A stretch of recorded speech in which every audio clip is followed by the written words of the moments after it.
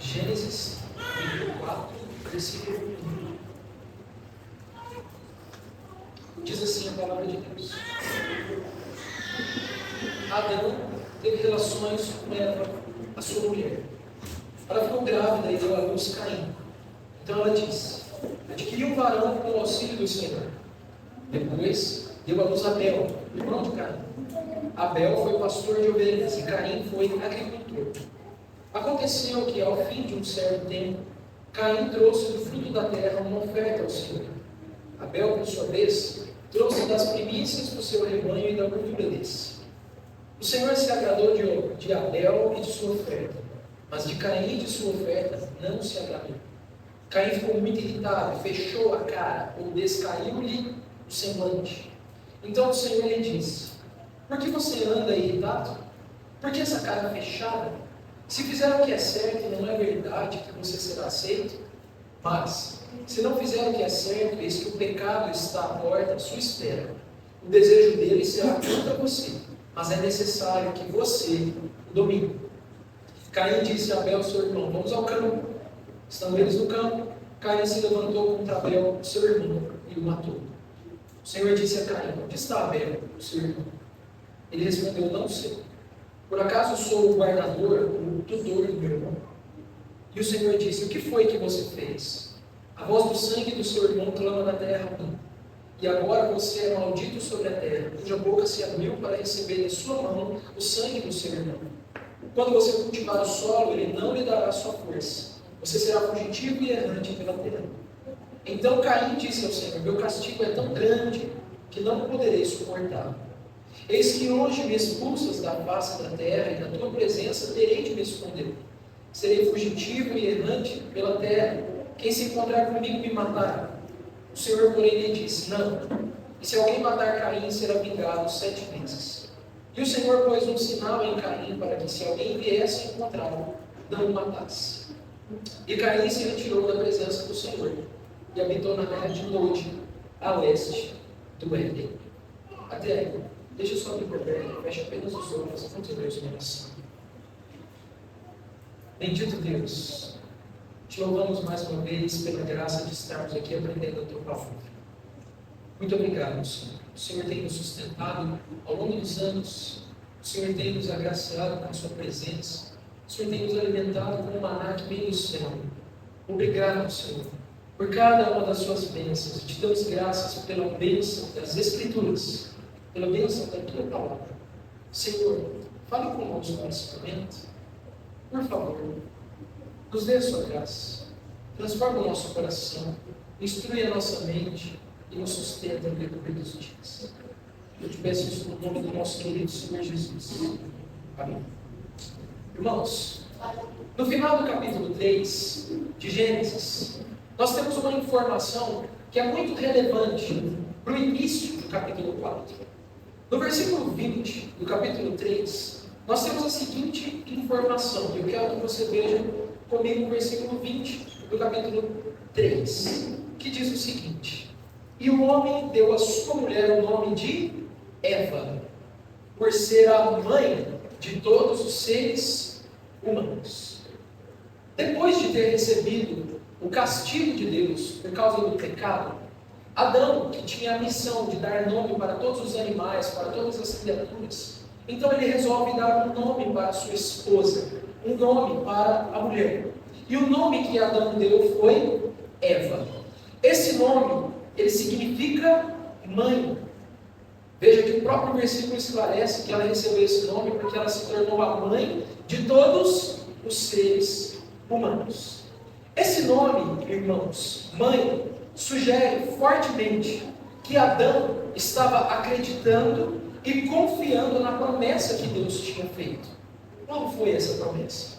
Gênesis 3, 14 até 16. A promessa que Deus fez é que ele daria para a mulher um filho, um descendente. E este descendente, ele esmagaria a cabeça da serpente. Esse descendente, ele destruiria o poder de Satanás. E esse descendente da mulher, o filho de Eva, ele salvaria a humanidade. Aqui, então, nós vemos que quando Adão dá esse nome para a mulher, o nome de mãe, nós vemos Adão confiando, tendo fé na promessa. Nós vemos a justificação pela fé aparecendo pela primeira vez na Bíblia.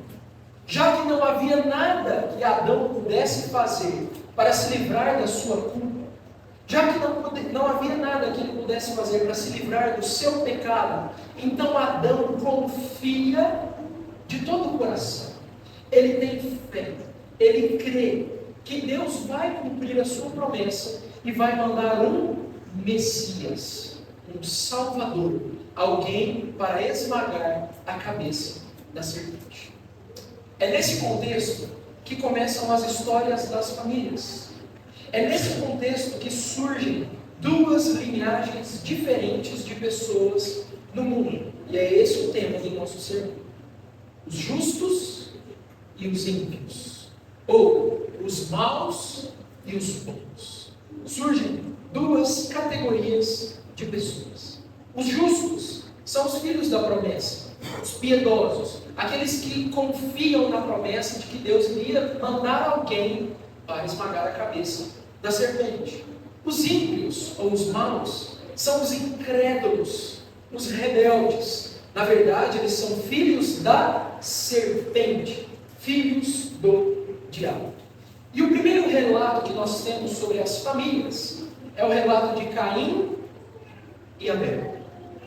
Quem conhece a história de Caim e Abel? Todos nós.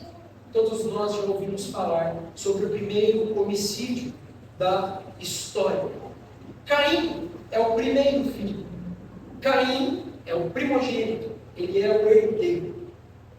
O nome de Caim significa adquirido ou recebido.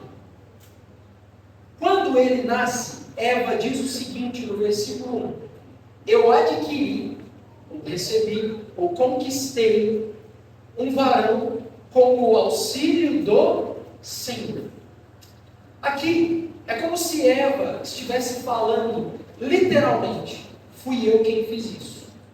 Deus me ajudou, mas eu é quem tive esse filho. Eu é quem estou trazendo esse descendente ao mundo. Eu estou ajudando Deus a salvar a humanidade. Eu estou ajudando Deus a me salvar. Parece que o autor, ele coloca isso de propósito no texto. Porque Caim é o primeiro filho. E Eva tem essa postura meio arrogante de dizer que ela está ajudando Deus. Moisés, ele coloca isso de propósito para fazer eu e você esperarmos que Caim dê problemas. Se você fosse um judeu lendo isso pela primeira vez, você falaria assim: não vai prestar. Não vai dar bom. Esse Caim vai dar trabalho. O segundo filho é Abel. Eva não faz nenhum comentário sobre Abel. Ou seja, ele não era um filho muito importante para ela. E o nome dele significa fôlego ou neblina. Parece que o nome de Abel já indica o triste destino que ele vai ter. E o contraste entre Caim e Abel é gritante. Veja bem, tome nota disso. Primeiro, Caim é a esperança de salvação da família. Abel é um filho postiço, provisório, passageiro, alguém de quem parece que não se espera muita coisa. Esse é Abel. Caim é o mais importante. Caim é prepotente e orgulhoso. Abel é humilde e obediente. Caim trouxe ofertas do fruto da terra. O texto indica que a oferta que ele trouxe para Deus foi de qualquer qualidade. O sentido do texto ali é que ele pegou alguns frutos, parece que meio que de qualquer jeito, e trouxe esses frutos e ofereceu a Deus. Abel trouxe sacrifícios do melhor do seu rebanho. Se Deus já havia dado instruções sobre o culto, eu acredito que sim, porque Deus sacrificou um animal para cobrir Adão e Eva, então eu imagino que Deus já tinha dado instruções sobre o culto. Caim dá provas de que ele não confia em Deus. Caim dá provas de que ele não tem fé e que ele quer cultuar a Deus do jeito dele e não do jeito de Deus. Abel, apesar de ser fraco, ele se submete com obediência às instruções de Deus e demonstra fé e confiança. Abel é um filho confiante. Em 1 João 3,12, Caim é chamado de filho do diabo. Em Hebreus 11,4, Abel é colocado na galeria dos heróis, como um profeta que fala até hoje, pelo seu sangue. Caim parece religioso. Presta atenção nisso. Caim era no culto? Era filho de crente? Sabia a religião? Mas tudo isso era aparente, superficial. Ele estava no culto, mas a sua oferta não era feita, a sua adoração não era feita em espírito e em verdade. Ou seja, com sinceridade e de acordo com a verdade revelada. Não, era do jeito dele, de qualquer jeito.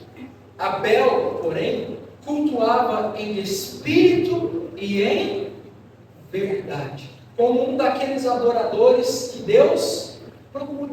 Não é isso que Jesus ensina em João capítulo 4? Porque vem a hora e já chegou que Deus procura adoradores que o adorem em espírito e em verdade, com sinceridade e em obediência à palavra de Deus.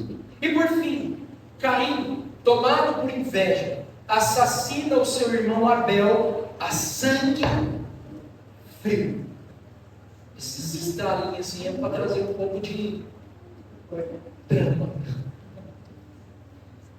Caim mata Abel a sangue frio. O que nós podemos aprender com esse relato de Caim e Abel? Em primeiro lugar, nós aprendemos, nós vemos que dentro de uma mesma família podem existir pessoas justas e pessoas ímpias. Dentro de um mesmo núcleo familiar. Mesmo Adão e Eva tendo tanta esperança em Caim, ele foi uma decepção. Ele foi uma grande tristeza. Caim tinha um belo nome. O nome dele era bíblico, digamos assim. Mas o coração de Caim era podre. Quantos não somos filhos criados dentro de igrejas que têm nomes bíblicos dos profetas? Como que é o seu nome, irmão? O meu nome é Zorobabel. Peguei um nome assim para não pegar o nome de ninguém. Zorobabel. Nossa, que bonito. Como você ganhou esse nome? É que os meus pais eram da igreja. E para quem que nós estamos perguntando? Para uma pessoa que está presa. Para uma pessoa que está em grande queda. O nome bonito. O nome bonito. É um severo alerta para os pais. Pais, vocês não devem supor, presumir, que os seus filhos, só porque estão numa família cristã, são crentes. Não trabalhe com essa hipótese. Não trabalhe com essa presunção e com essa suposição. Você precisa trabalhar neles o evangelho e a fé. Porque senão, eles podem se perder como Caim. Uma grande promessa. Uma grande decepção. Em segundo lugar, nós aprendemos e observamos que famílias sofrem muito quando seus membros alimentam sentimentos ruins e pecaminosos uns contra os outros. Quando há suspeitas, quando há mágoas, quando há angústias e amarguras, esses sentimentos brotam e destroçam a família. Aqui nós vemos especificamente o perigo da inveja e do ódio. Eva, que tinha tanta esperança, chorou a perda de um dos seus filhos. Isso nos primeiros anos da história da humanidade. Em terceiro lugar, nós aprendemos também que vocês já viram aquelas teorias de que o homem, na verdade, é bom, mas é a sociedade que o corrompe? Não, na verdade, dizem, todas as pessoas são boas, É o ambiente que corrompe, que estraga, que polui a pessoa. Nós vemos que essas teorias são uma mentira. São uma mentira. Terapeutas que trabalham com essa hipótese estão absolutamente enganados. Por quê? Porque Caim e Abel eram filhos dos mesmos pais. Caim e Abel estavam inseridos em um lar que conhecia a Deus. Eles tinham o mesmo sangue correndo nas veias. No mundo primitivo, em que a maldade não existia como ela existe hoje, como nós vemos por aí. Mas com Caim, nós aprendemos que a maldade, ela brota do íntimo. Não é de fora que ela brota. Às vezes a maldade que está fora, ela pode estimular a maldade de dentro a aparecer. Mas a maldade, ela brota do coração. Se você não acredita nisso, Jesus fala isso claramente em Mateus capítulo 15, versículo 19. Jesus diz: é do coração que procedem os maus pensamentos, os assassinatos, a ira, o ódio, a inveja, as imoralidades, tudo que há de ruim brota dentro. É isso que nós aprendemos com Caim. Em quarto lugar, veja o versículo 7. Se fizer o que é certo, não é verdadeiro que você será aceito, mas se não fizer o que é certo, é isso que o pecado está à porta, à sua espera. O desejo dele quem? O desejo do pecado será contra você, mas é necessário que você o domine. O versículo 7 nos ensina sobre o pecado original. O que é o pecado original? O pecado original não é o primeiro pecado.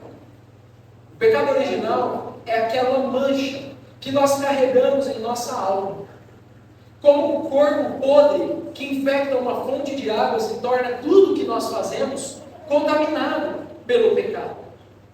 O pecado original é aquela inclinação natural que nós temos para o que é mal e pecaminoso. Caim sabe o que é certo e o que é errado. Vocês percebem nesse versículo? Ele sabe qual é a vontade de Deus. Ele tem a possibilidade de fazer uma escolha consciente entre o certo e o errado. Mas ele escolhe literalmente, conscientemente, de vontade própria, fazer o quê? O bem ou o mal? O mal. Ele escolhe o pecado. Irmão, irmã, você estará diariamente diante de escolhas entre o bem e o mal. As milhares de escolhas ruins que você já fez em sua vida provam que você está infectado pelo mesmo mal que Caim. Eu chamaria esse tópico de o Caim que habita em nós. Todo mundo lê a história de Caim e Abel e ninguém acha que é Caim. Ah não, nessa história aqui eu sou Abel. Eu sou uma gracinha. Eu vou no culto, eu culto com sinceridade. Eu sou uma bênção. As escolhas que você já fez até aqui provam que entre o certo e o errado, boa parte das vezes você escolhe o errado. E isso não te aproxima de Abel. Isso te aproxima de Caim. Em quinto lugar, nós aprendemos que o pecado, ele é como uma fera.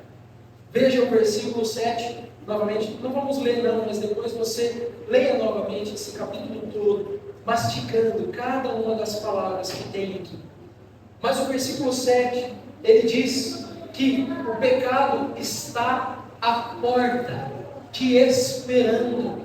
A ideia aqui é que o pecado, ele é como uma fera, um animal peçonhento, uma serpente que está enrolada, aguardando de tocaia, simplesmente você passar para que te dê o bote, a picada fatal. O pecado ele é assim, ele está de tocaia, aguardando a oportunidade. Sabe, irmãos, Freud diz que tem uma parte da nossa personalidade chamada id, ou id, não sei como que lê isso. Id? Id. É uma parte da nossa personalidade.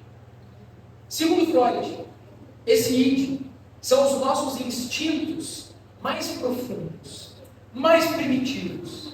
E são esses instintos que precisam de ser controlados, subjugados. Nós precisamos ter controle sobre eles. A grande verdade é que Freud não descobriu nada. Porque em Gênesis 4:7, o autor sagrado, Moisés, há milhares de anos atrás, ele nos ensinou o seguinte: o desejo do pecado será contra você, mas é necessário que você o domine. O pecado é uma fera a ser dominada. E somente pelo Espírito Santo você pode vencer o domínio do pecado. Por último, nós vemos o poder que o pecado tem de tornar você cego. Nós vemos o poder que o pecado tem de endurecer, arruinar o homem. Irmãos, Caim foi alertado por Deus, mas o silêncio de Caim demonstrou que ele não acreditava no que Deus falou. Percebem isso? Não é certo, se você agir bem, você vai ser aceito. Sabe o que Caim responde? Nada. Adão ainda teve a pouca vergonha de culpar a mulher. Caim nem responde. Ele dá as costas. Ele dá de ombros. E instantaneamente ele sai e mata o seu irmão. A palavra irmão aparece pelo menos umas 11 vezes nesse capítulo, para demonstrar o quanto o crime de Caim é hediondo, é cruel. Mas ele foi alertado. Ele foi confrontado por Deus depois de ter matado o irmão. O que ele fez? Ele aceitou? Ele não aceitou o confronto. Ele tentou afastar sua responsabilidade e disse: ué, e por acaso eu sou o cuidador do meu irmão? Por acaso eu tenho alguma responsabilidade sobre ele? O pior de tudo é que quando Caim foi amaldiçoado, e é interessante porque Adão não foi amaldiçoado, Eva não foi amaldiçoada, só a serpente foi amaldiçoada. Mas agora Caim é amaldiçoado, assim como a serpente, indicando que ele é filho de quem? Da fé ou do diabo? Filho da serpente. Quando ele é amaldiçoado, sabe o que ele faz? Se vitimiza.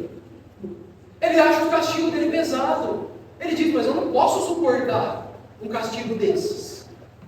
E assim são os pecadores. Senhor, mas o inferno, o senhor não acha uma coisa um pouco exagerada? Você não acha um castigo meio pesado para mim? Para os meus pecados? É assim, os filhos de Caim. Caim se vitimiza, tenta fugir, tenta escapar do juízo que ele recebeu. E você, como você tem reagido diante dos seus próprios pecados? Quando eu te confronto todas as semanas aqui nessa púlpito, como que você sai daqui? Se vitimizando? Tentando culpar os outros? Ou você se arrepende e abandona o seu pecado? Quando você é disciplinado pela igreja, você se submete? Ou como Caim, você duvida da palavra de Deus e segue o seu caminho em pecado?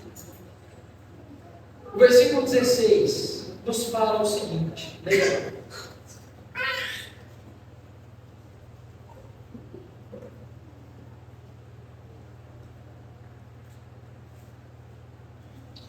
Ele continua querendo. Olha o que o versículo 16 diz. Caim se retirou da presença do Senhor e habitou na terra de Nod, a leste do Éden. Irmãos, sabe o que significa a palavra Nod? Nod significa errante, perdido, sem rumo.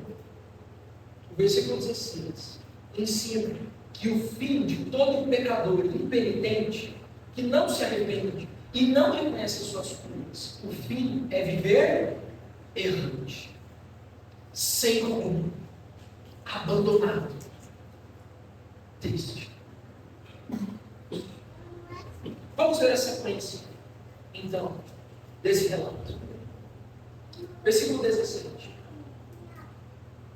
Caim teve relações com sua mulher. Veja que continua. É o mesmo padrão do versículo 1. Caim teve relações com sua mulher.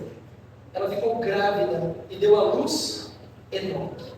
Caim edificou uma cidade e chamou a cidade de Enoque. Veja o versículo 19.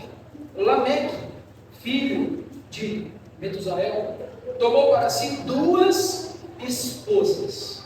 O nome de uma era Ada e o nome da outra Zilá. Ada deu à luz Jabal, que foi o pai dos que habitam em tendas e possuem gado. O nome de seu irmão era Jubal, que foi o pai de todos os que tocam harpa e flauta.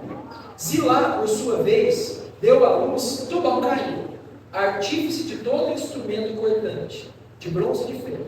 A irmã de Tubal-Caim foi Naamá. Os capítulos 4 e 5, prestem bem atenção nisso, eles vão dar continuidade no relato. Só que agora, eles vão se concentrar nas famílias que vieram depois, nas famílias de Caim e dos seus irmãos. E também, os capítulos seguintes vão nos dizer que surgiu uma outra linhagem no lugar de Abel. Surgiu uma outra família. Deus levantou outra pessoa no lugar de Abel que tinha sido assassinado. Irmãos, há uma intenção muito clara, prestem atenção nisso, há uma intenção muito clara de Moisés, que é o autor, em contrapor. Vocês conseguem perceber isso? Ele está colocando como antagônicos. Ele está contrapondo Caim e Abel, e depois ele vai contrapor as pessoas que vieram no lugar de Abel como os próprios filhos de Caim. E ele está falando que são linhagens distintas, antagônicas. Eles lutam uns contra os outros. Eles estão em uma batalha, digamos assim. Reforça mais uma vez que perante Deus não existe neutralidade. Você consegue perceber isso? Diante de Deus existem 2 lados. Ou você ama a Deus e a sua lei, ou então você odeia. Não existe meio termo. Não existe neutro. Ah não, eu sou neutro. Eu, sim, não sou muito de igreja, gosto muito da Bíblia, mas eu gosto de Deus. Eu acredito em Deus. Eu acredito. Mas eu não quero andar com Ele. Não existe isso. Neutralidade. Com a sua boca você pode falar isso. Mas no seu coração, se você pensa assim, é porque você tem aversão para de Deus. Aversão. Você só está passando um verniz nisso. E os versículos 17 a 21 falam especificamente sobre os filhos de Caim, chegando até Lameque. E aqui nós temos uma coisa muito interessante. É o surgimento das primeiras cidades, da construção de tendas, da atividade agropecuária. Nós temos o surgimento dos primeiros instrumentos musicais. Quais são? A harpa e a flauta. Nós temos também as primeiras poesias. O versículo 23 e 24 é uma poesia. Nós temos a arte, a literatura, todas essas coisas surgindo aqui. No versículo 22, surge a metalurgia. A metalurgia começa nesse tempo. A arte de moldar os metais, ferro, bronze, prata, ouro. Esses versículos, o que eles nos ensinam? Deixa eu fazer uma pergunta para você. Quem são as pessoas que estão inventando todas essas coisas boas? Essas coisas são boas? Cidades, música, poesia, a manipulação de metais, tendas, agricultura, essas coisas são boas? Sim ou não? Mas quem que está inventando? São pessoas boas ou pessoas ruins? Pessoas ruins. Olha que interessante. Quem está criando a primeira harpa e a primeira flauta? Os filhos de Caim, que eram maus, que eram ímpios. Não é interessante? Sabe o que isso nos ensina, Mário? Sobre a graça comum. O que é a graça comum?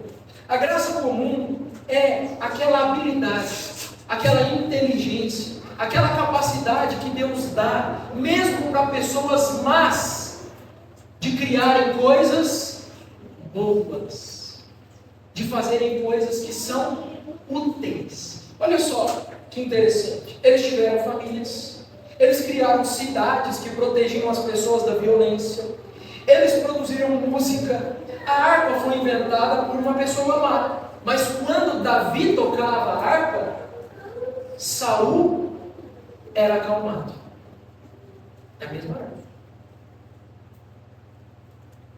A metalurgia foi inventada por pessoas más, mas com ela hoje nós fazemos a estrutura das nossas casas e das nossas igrejas.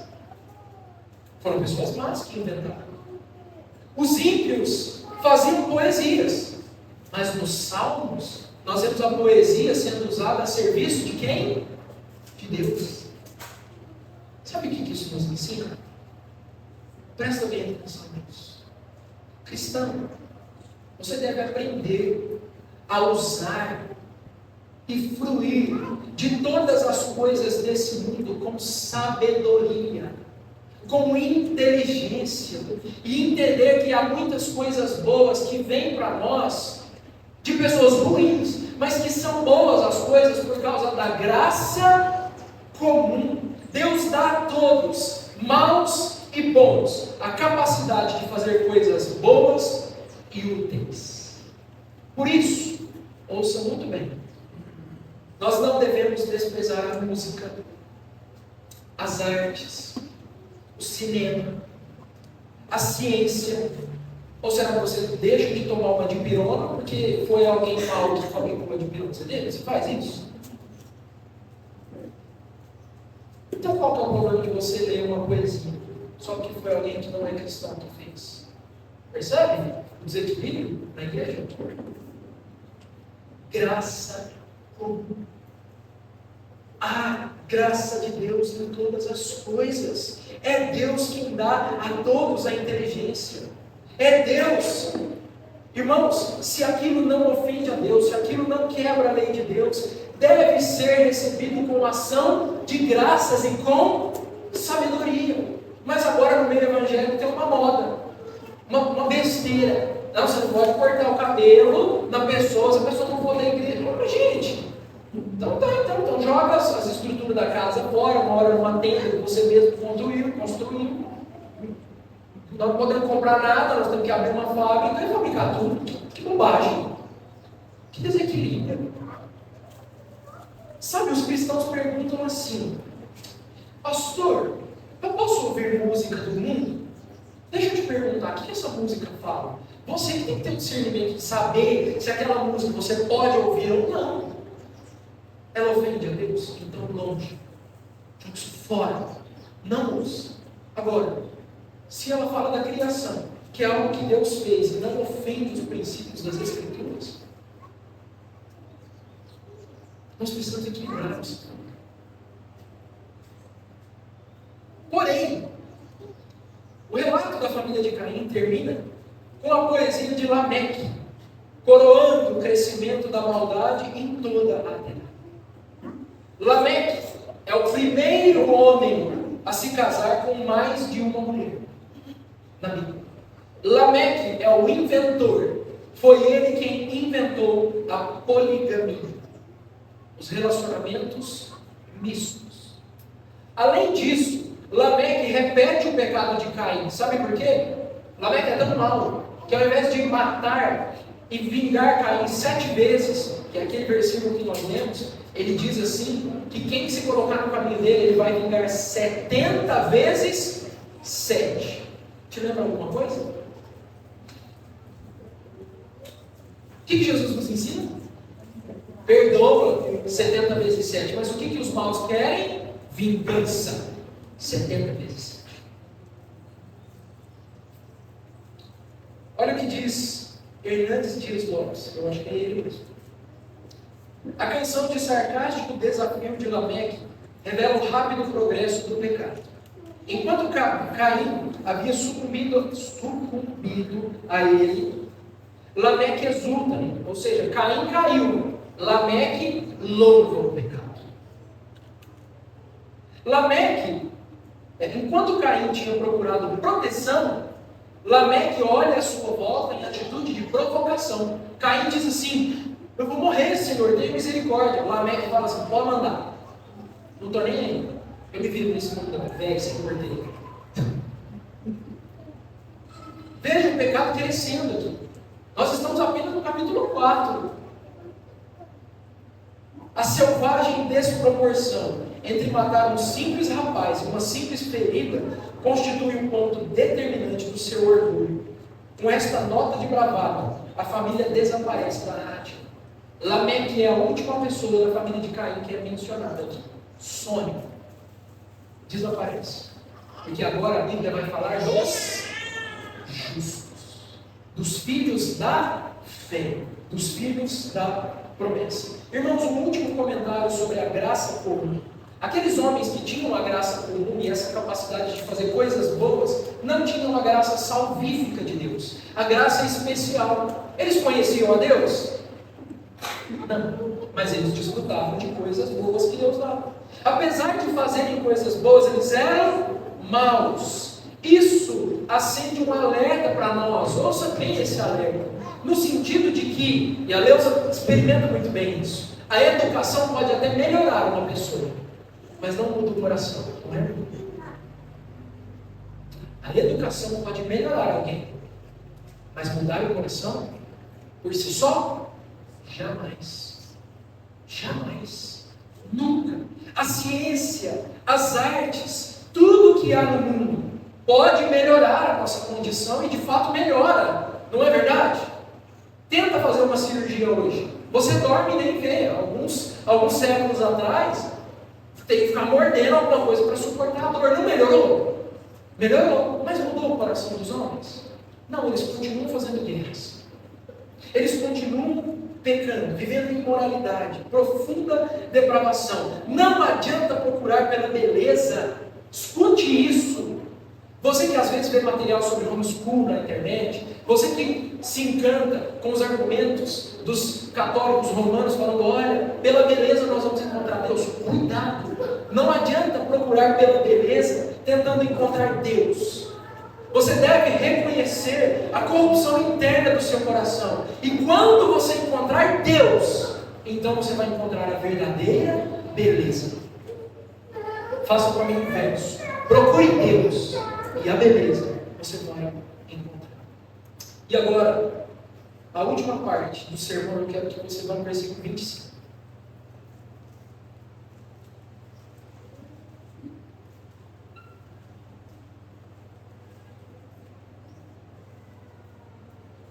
e 25. Adão tornou a ter relações com sua mulher.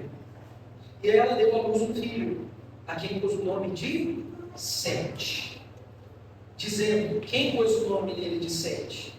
Adão e Eva. E o que eles disseram? Deus me concedeu outro descendente em lugar de Abel, que Caim matou. Vocês perceberam a mudança? O que Eva falou lá quando Caim nasce? Eu adquiri. Eu ajudei Deus. Agora o que ela está falando? Deus me deu outro filho. No capítulo 5, nós temos leia o versículo 26 do capítulo 4.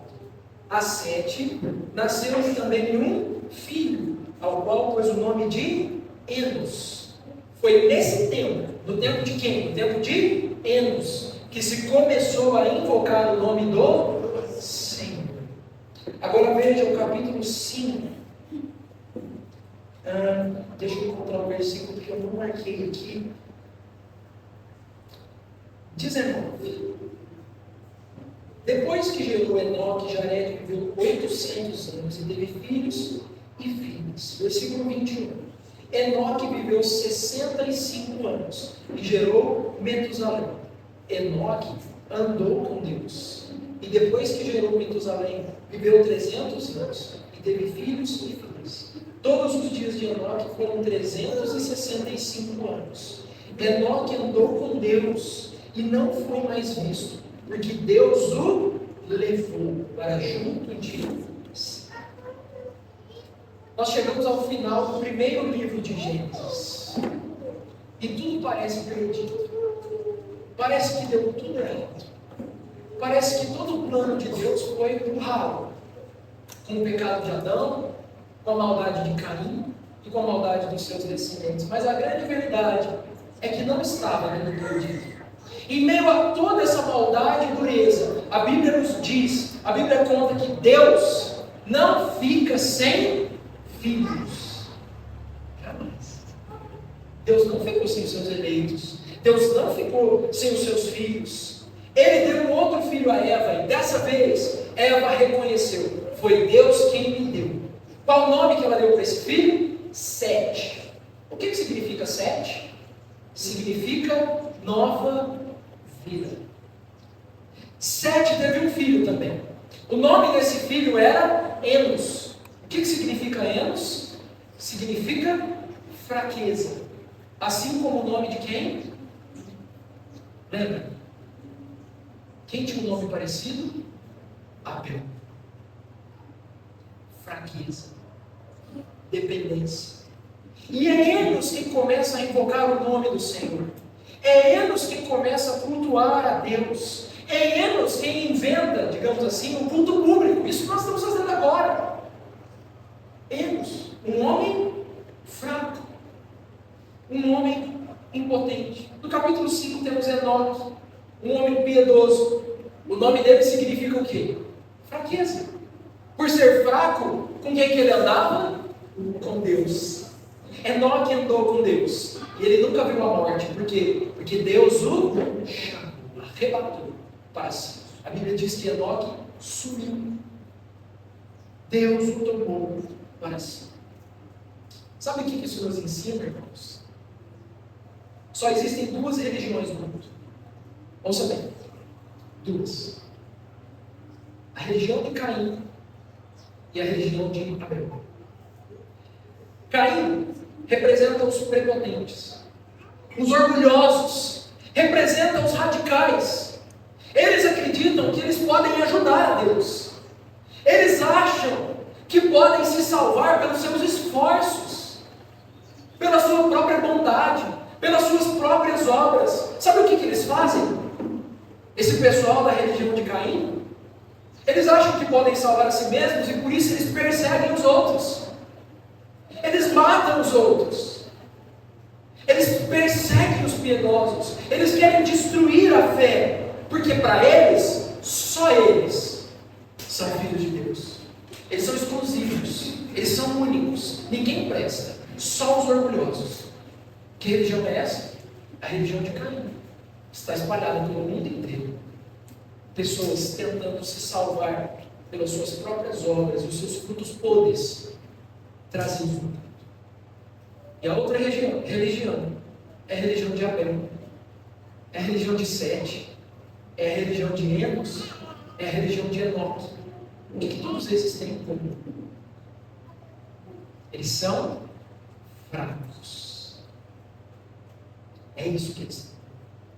Eles representam a verdadeira religião. A religião dos fracos, dos piedosos. A religião daqueles que sabem que tudo vem de Deus. A salvação pertence ao Senhor. Todas as coisas boas vêm de Deus. E nós não podemos fazer nada para nos salvar. Nós nos metemos nesse buraco da perdição e do pecado, e agora nós estamos perdidos e somos fracos e indefesos. E se Ele não nos salvar, nós estaremos completamente perdidos. Essa é a religião daqueles que confiam na promessa. Que promessa? Na promessa de que Deus iria mandar um Messias. E esse Messias, ele iria esmagar a cabeça da serpente. Eu não tenho poder nenhum contra a serpente, nem você. Foi Cristo quem esmagou a cabeça do diabo. É Cristo quem agora governa os céus. É Cristo quem domina sobre tudo. E Ele é quem morreu, picado pela serpente no calcanhar, e pagou pela minha culpa. E levou a minha maldição. Levou os nossos pecados. A religião de Abel é daqueles que confiam na promessa do Messias. Mas também é a religião daqueles que sabem que precisam de uma nova vida. Sete significa nova vida. Você precisa de ser regenerado para andar com Deus. Você sabe que o seu coração não consegue. Você sabe que o pecado está à porta de tocar como uma fera, aguardando o momento exato para dar o bote. Você sabe disso.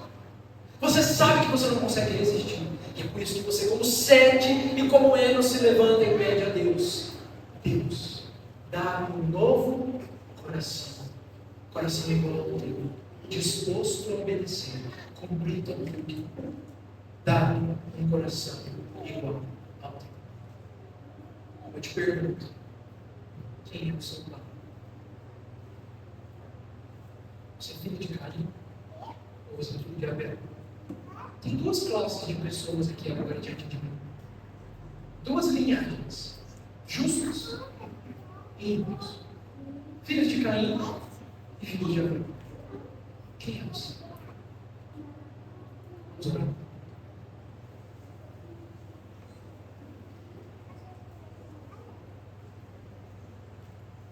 Gostaria que você orasse agora.